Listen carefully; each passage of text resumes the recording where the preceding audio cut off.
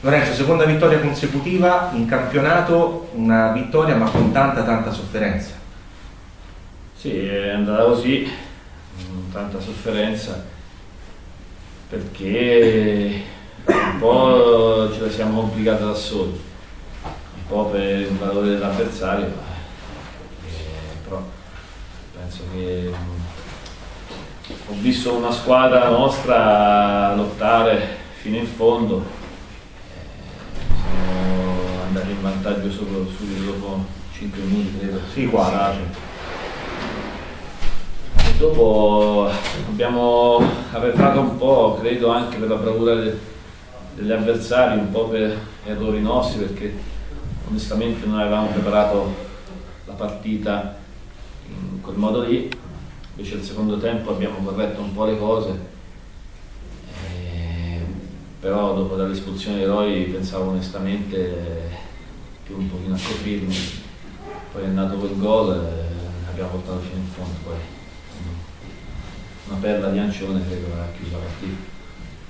Potrebbe essere la vittoria della continuità, per mettere alle spalle una classifica deficitaria e il periodo buio, però ancora manca qualcosa a questa Pianese. Ma sicuramente manca tanto, perché come ho detto altre volte io credo di avere a disposizione un'ottima squadra e piano piano qualcosa stiamo cercando di fare, anche sicuramente i risultati aiutano, però noi le potenzialità della Pianese credo che siano alte, insomma. Senti, un altro punto è la questione del nervosismo, è la quinta espulsione in 11 giornate, sono troppe. Tantissime, troppe, però abbiamo la fortuna di avere a disposizione una rosa importante, per questo che magari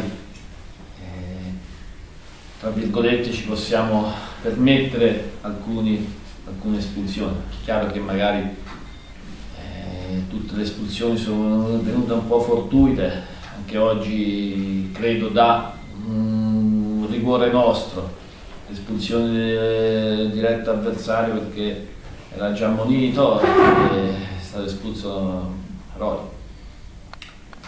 Io devo essere sincero, conoscevo l'arbitro perché l'avevo avuto nella passata stagione e ai ragazzi mi ero raccomandato che era questo tipo di arbitro che non lasciava giocare, che eccetera, di non farsi prendere dal nervosismo, però si vede che ancora non sono riuscito a spiegarmi bene.